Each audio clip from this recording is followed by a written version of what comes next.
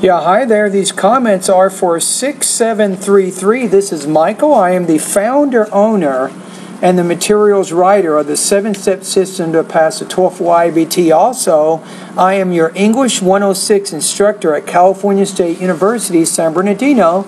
So let's get started with the paper. Suggestion number 1. If you can include an introduction before part 1, think about including an introduction that unifies all 3 parts of the writing assignment. Think about how you could do that. That would strengthen the organization of the essays. So instead of having 3 separate writing assignments, you would have a project with that introductory paragraph, and then maybe you may consider using headings or part 1, part 2, and part 3 below that. Does that make sense? Okay, let's talk about each of your paragraphs. So paragraph 1, this is addressing the nature of book reviews, the rhetorical nature of them. So you talk about the purpose of book reviews in paragraph 1. You talk about the expectations that readers have from book reviews in your second paragraph. So far, so good. In the third paragraph, you talk about who your readers are. And then in paragraph 4, you give a specific purpose for writing your book review. So you talk about how you want to review the book in terms of structure, tone, and argument. Don't forget your comma after structure and tone there. So it looks like you have a pretty good understanding of what a book review is. So now let's see if you actually do that. Okay, so in paragraph 1, you say science versus religion has always been a hot topic, but how often do you hear of a scientist who believes in the afterlife? Let's go down to your final sentence of your first paragraph. You have, the struggle to comprehend his journey is unique. It can change how we understand our role. We have nothing to fear because there's no such thing as death. We only transition from one life to another. Now, that's not going to really work as a good transition sentence because it doesn't really tell us how you plan to evaluate this book. Now, why don't you do this? I mean, you already said in the previous, in the first part of the writing assignment, you want to review the book in terms of structure, tone, and argument. So then when you might want to mention that in the thesis in that first paragraph of your book review. Okay, so let's keep going. Paragraph 2. You have Dr. Alexander has been neurosurgeon for the past for the past 25 years of his life, right? So you talk a little bit about his experiences. Paragraph 3, your book review, say Dr. Alexander states that no one is better qualified to talk about a near-death experience than a practicing neurosurgeon. Now you have a question mark after that, and I don't think you need that. That's not working very well there. So you talk about his credentials.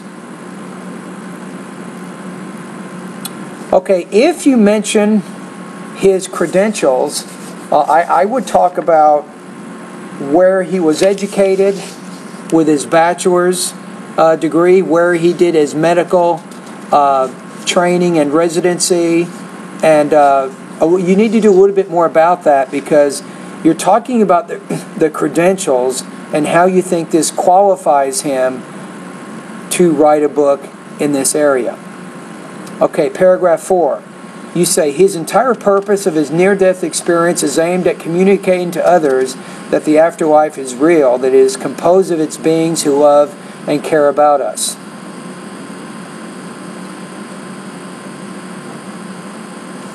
Now, if you mention that as a purpose, does he accomplish that purpose? If so, how?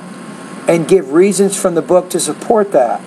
Now, I find it interesting here is as you're discussing, it looks like the book, I'm not seeing any in-text citations. How do I know when you're talking about the book in terms of your summary or your paraphrases or your quotes? I mean, how can I differentiate your voice from the writer's voice of the book if you're not using in-text citations?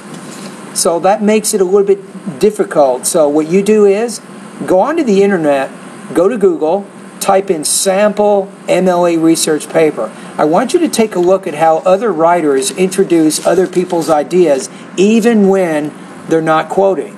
And that will give you some ideas on how you can do the same in your essay. Okay, paragraph 5.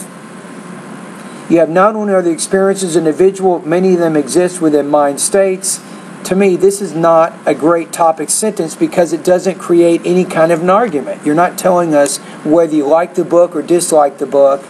So again, there's no in-text citations in paragraph 5 of your book review, so still I'm having trouble separating the different voices. So if you say Alexander explains we must remove ourselves from our experiences to really understand them, where does he explain that? What page number does he do that? What chapter does he explain those things in?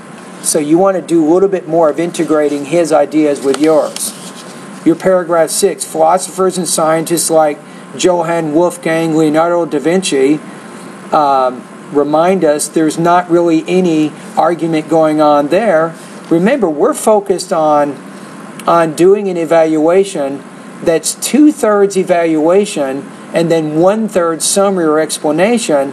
I'm not getting that from you. I'm getting about 90% explanation with maybe 10% evaluation. So you definitely want to reframe how you're doing your evaluation of this book.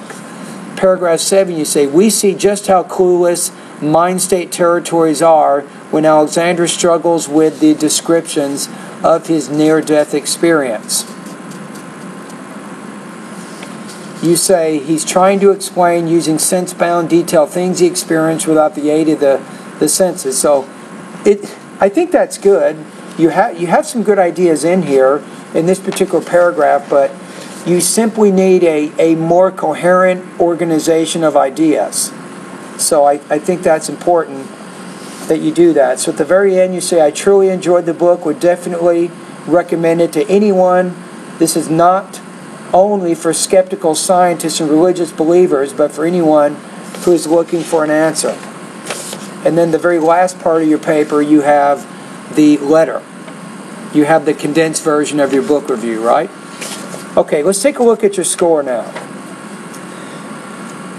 Now, if you want to make a revision of this essay, here are some of my suggestions. You need an introductory paragraph that introduces the 3 parts of the writing assignment. That way you can link everything together as one project, not as 3 separate writing assignments. Part 1's fine, no problems there. Part 2, you need a much more coherent organization, I think, with that. You have a lot of ideas and things in there about what you like or don't like about the book, but it's just not organized around a common theme. So I think that I gave you a great suggestion. I mean, if you go back to what you said in part 1 and you say, you know, I will evaluate this book in terms of its structure, tone, and its argument, then you say, first of all, the book has an effective structure for its audience. If you use that as a key point in maybe 2 body paragraphs, then you can talk about the book and how it's organized chapter by chapter and why you think that's effective for the audience. Once you're done with that, then you make a transition. Say another important or effective aspect of this book is the tone that the writer uses. Now explain what the tone is, how you know what the tone is, and who the intended audience is for that tone, and of course why you think it's effective. Once you're done with that, then you get into the argument.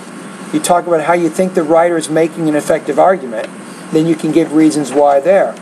So if you organized your book review around those 3 key points with those particular key ideas in those body paragraphs, that would probably make your essay a lot more coherent than what it is right now. Okay, so your score here, I'm going to put you in the C range. I'm going to put you at about 73 points out of 100 is where you are right now. Now you got 2 choices. A, keep the grade you have, or C, change it.